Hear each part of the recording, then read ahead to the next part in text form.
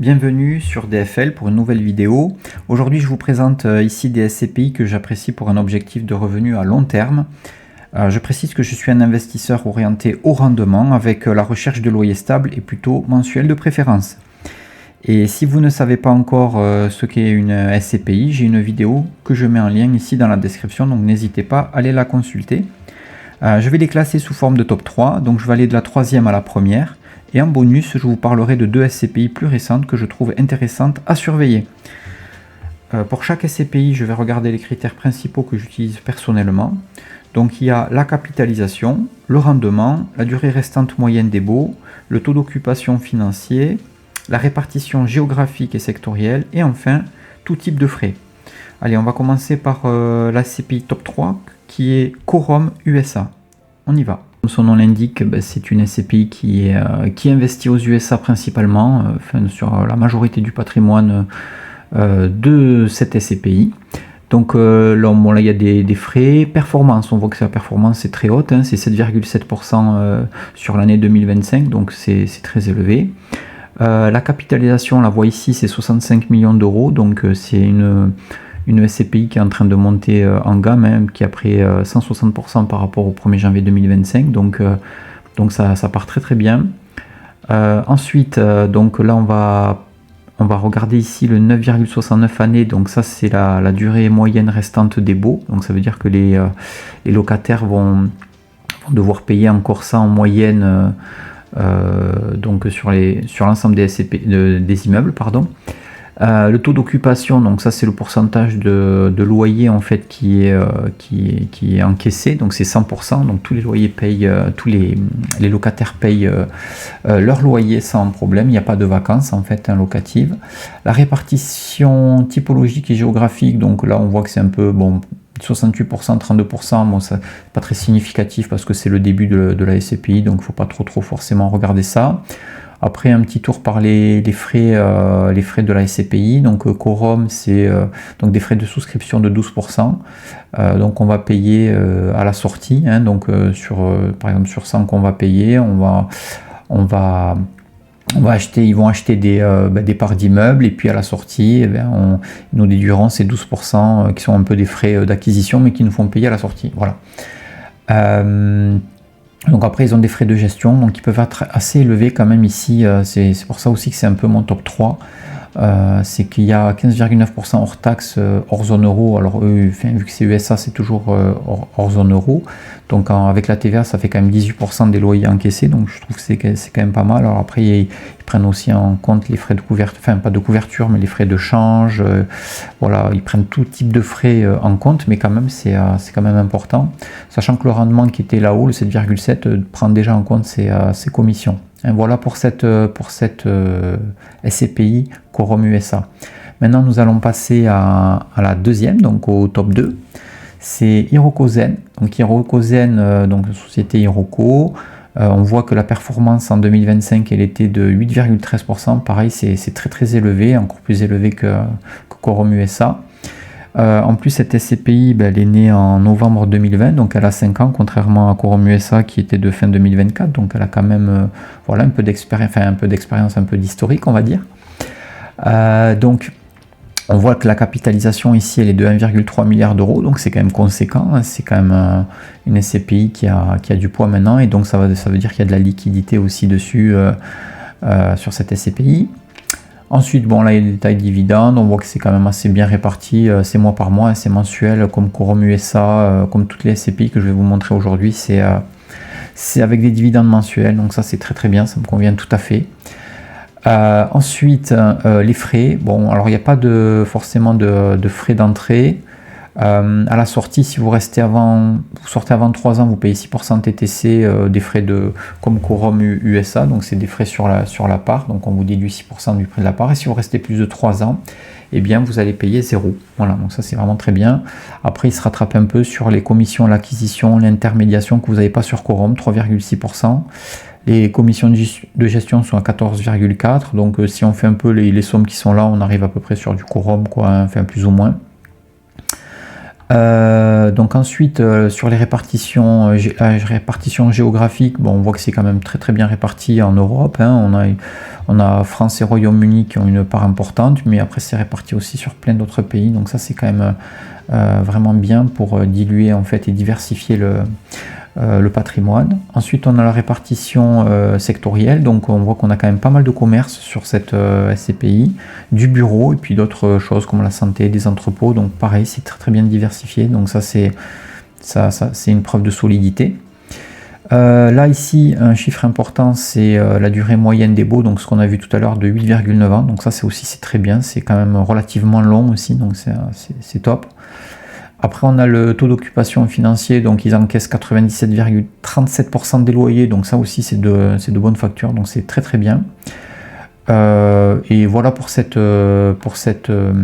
SCPI. On passe à la troisième SCPI qui est la SCPI Quorum Origine, donc là c'est mon top 1.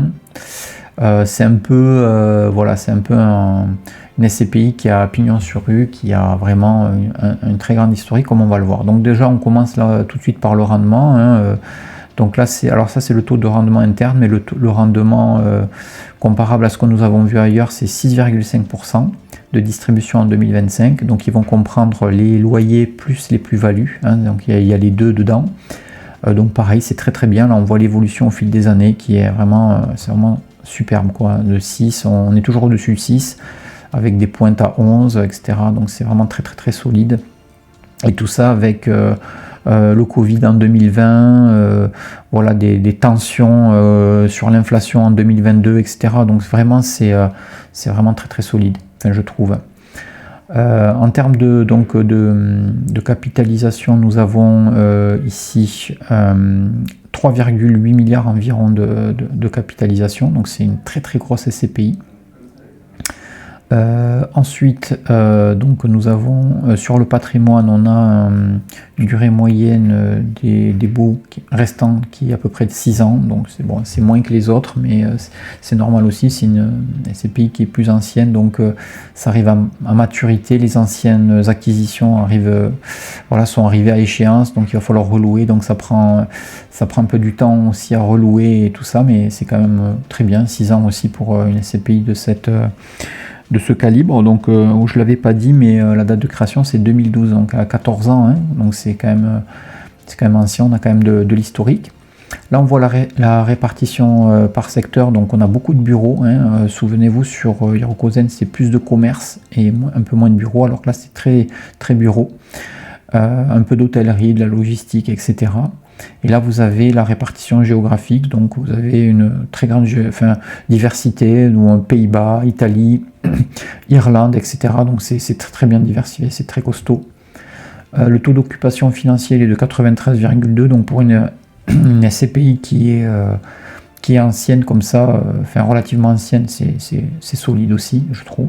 Après voilà, donc là il liste les acquisitions, et puis les frais, ben, c'est les mêmes frais un peu que Quorum USA, c'est un petit peu moindre. Là on voit que vu que c'est totalement en Europe, donc il n'y a pas de frais il n'y a pas de problème sur le change, etc. Donc c'est 12% sur les frais de souscription, donc comme Quorum USA, mais par contre les frais liés à la gestion, ils sont quand même un peu moindres que Quorum USA, et ils sont plutôt proches de Hirokozen, donc c'est quand même voilà. Mais comme je l'ai déjà dit, ces frais sont déjà comptés c'est en fait le rendement qu'on a donné là-haut, c'est net de frais, donc bon voilà, ils font leur travail, ils le font bien, et moi ça me va aussi en termes de performance. Allez, donc on va passer à la dernière, aux deux derniers bonus.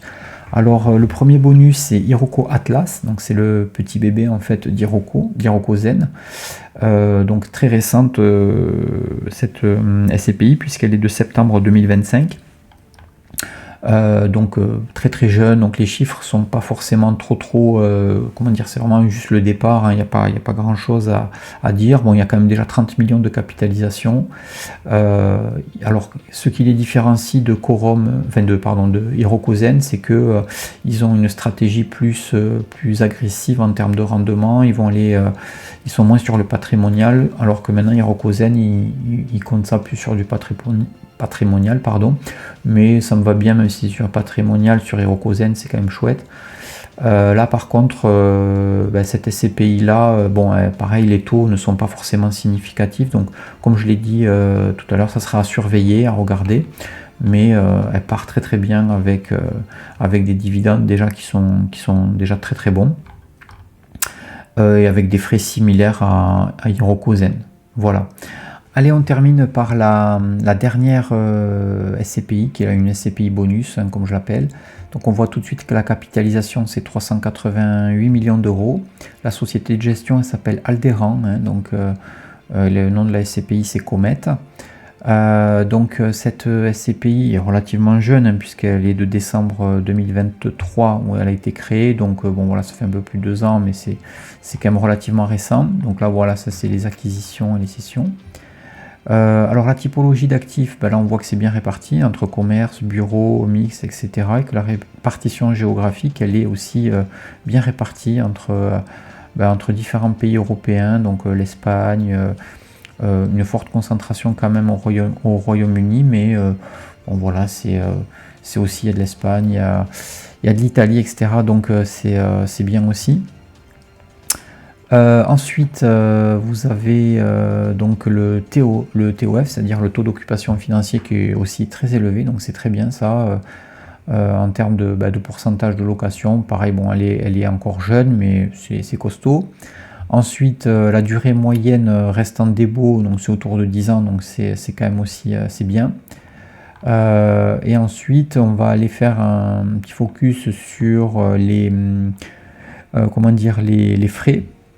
Et aussi le délai de jouissance qui est comme quorum le premier jour du 6e mois. Donc pendant 5 mois et un jour, on ne touche pas de dividendes, pas de loyer. Et c'est après ça qu'on va toucher, ces loyers. C'est ça que ça veut dire. Et après les frais, c'est à peu près comme les autres. Hein. On a à peu près là... alors là, c'est les frais de sortie qui sont de 12%. Donc les frais de sortie, voilà. Donc les frais d'acquisition qu'on paye à la sortie. Et ensuite, les frais de gestion sont à peu près les mêmes que sur les autres SCPI, donc il n'y a pas forcément de choses particulières à voir dessus. Voilà pour mes top 3 SCPI en 2026. C'est une sélection personnelle orientée revenu long terme, donc ceci correspond à ma stratégie personnelle. Je le rappelle, ce n'est pas un conseil en investissement et chacun a son profil, son horizon et ses contraintes. Donc si vous souhaitez que j'analyse d'autres SCPI, n'hésitez pas à les proposer en commentaire. Ça me donnera des idées pour des prochaines vidéos. Et pour ceux que ça intéresse, je mets aussi en description des liens de parrainage sur les différentes SCPI. Ils peuvent donner accès à certains avantages selon les plateformes. Donc voilà, vous pouvez, n'hésitez pas à aller voir en description. Et donc si la vidéo vous a été utile, pensez à mettre un like, à vous abonner et on se retrouve bientôt.